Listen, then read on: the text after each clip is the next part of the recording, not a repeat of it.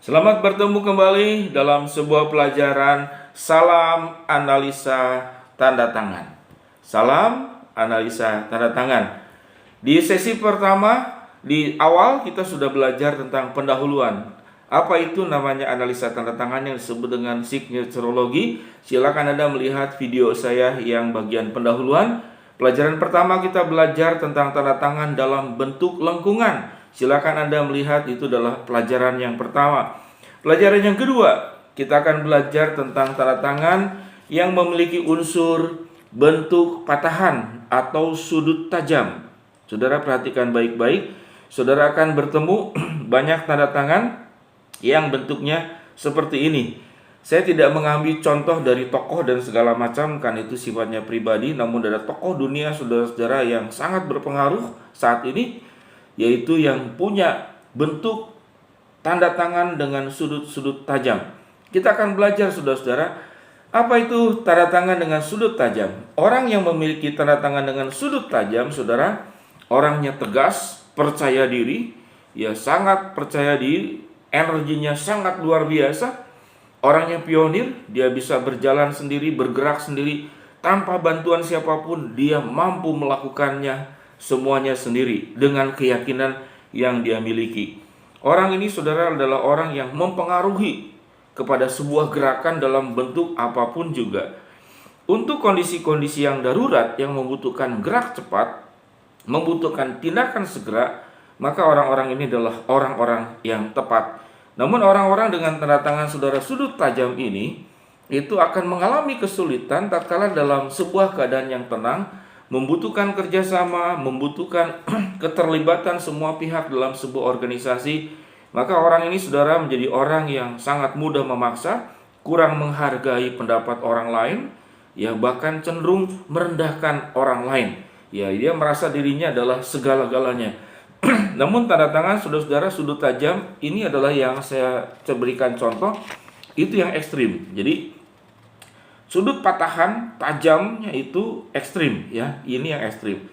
Tapi ada yang cuman mungkin sebagian saja, sebagiannya lengkung, sebagiannya tajam, sebagiannya ada sudut patahan, maka itu analisanya lain lagi. Nanti kita akan bahas, yaitu tatkala ada percampuran, misalkan pencampuran antara lengkungan kita sudah bahas di pelajaran sebelumnya, adalah bentuk kemampuan bersosial. Jadi sangat berbeda sekali dengan yang patahan.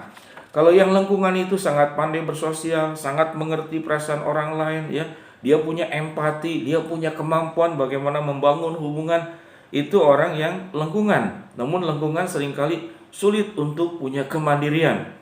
Jadi sulit tegas, takut ditolak, itu yang lengkungan. Namun kalau yang sudut tajam, tidak ada yang namanya takut ditolak, ya. Tatkala semua orang berkata tidak, dia sangat yakin, dia tidak terganggu. Semakin dikritik, semakin dilawan, semakin dihambat, semakin dihadang, energi dia makin besar. Dia tidak akan mundur. Jadi kalau dia semakin didesak, justru energi dia makin besar, dia akan bergerak semakin luar biasa, dan dia akan membuktikan bahwa apa yang saya yakini itu adalah benar, dan apa yang saya percaya satu hari kelak nanti kamu akan mengiyakan, dan kamu akan mengatakan, mungkin kamu akan berkata, kamu yang meminta maaf, ya, karena dulu kamu berbeda pandangan pendapat dengan saya, dan sekarang terbukti apa yang saya yakini itu adalah benar. Saudara, orang yang tanda tangan patahan seperti ini, itu umumnya secara gender itu ada di laki-laki, ya. Jadi jarang sekali saya bertemu, saudara, tanda tangan itu wanita seperti ini. Jadi itu ada di laki-laki, sehingga identik, saudara-saudara, kekuasaan itu cenderung itu laki-laki. Kenapa yang di politik, di bagian aspek-aspek kekuasaan itu didominasi oleh laki-laki?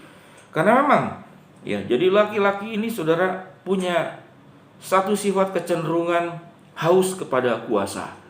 Itu adalah kelemahan laki-laki pada umumnya, walaupun tidak semua. Ada juga laki-laki malah justru yang lemah. Tapi orang-orang, saudara, yang semakin tinggi jabatan, semakin populer, semakin tantangan, itu, saudara, cenderung diminati justru adalah orang-orang dengan tanda tangan yang sudut tajam seperti. Walaupun tidak semuanya, ya. Walaupun tidak semuanya, ada justru yang baik, ada yang laki-laki itu yang diangkat ya memang bukan karena keinginan dia, tapi karena prestasi, karena kebaikannya, karena ketulusannya, karena keilmuannya itu diangkat. Jadi ada laki-laki itu yang diangkat itu bukan karena kehendak dia, tapi masyarakat yang mengakui, dunia yang mengakui, lalu orang itu ditempatkan di tempat tinggi. Namun tipikal laki-laki, saudara-saudara, dengan tanda tangan yang tajamnya itu sedemikian berat, itu biasanya selalu cenderung dia punya ambisi, ya. Namun kalau misalkan tajamnya itu ada namun tidak ekstrim, itu ambisi positif. Nah, laki-laki harus punya ambisi. Jadi ambisi positif. Jadi sudut tajam, saudara, itu dibutuhkan, namun hanya dalam persentase tertentu. Namun kalau ekstrim seperti ini, hampir seluruh tanda tangannya itu sudut tajam, maka dapat dipastikan ini adalah pria yang sangat ambisius. Dan orang-orang seperti ini, saudara, itu bisa menghalalkan segala cara untuk mencapai tujuan.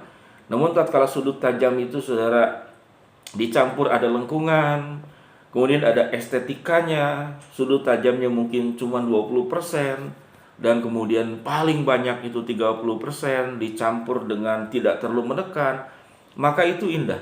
Jadi ada beberapa, saudara, kriteria dasar, ya, cara dasar di dalam menganalisa itu. Waktu terjadi percampuran itu beda, akan beda hasilnya, ya. Namun hari ini kita akan berbicara hanya tentang sudut yang tajam, patahan tajam, runcing seperti pisau.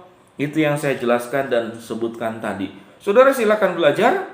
Anda boleh melihat tanda tangan rekan-rekan Anda yang Anda kenal yang memiliki sudut tajam. Lalu apa yang saya jelaskan tadi, saudara pahami, saudara teliti, apakah betul, ya? Tentu, saudara, kalau saya kembali mengatakan itu seberapa persen, tapi kalau persentasenya adalah seperti ini, ya, banyak sekali, maka itu semakin dekat dengan apa yang saya jelaskan tadi.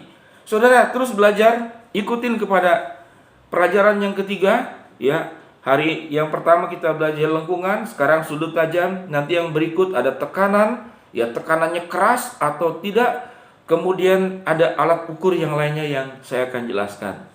Sampai bertemu di pelajaran yang ketiga. Salam analisa tanda tangan.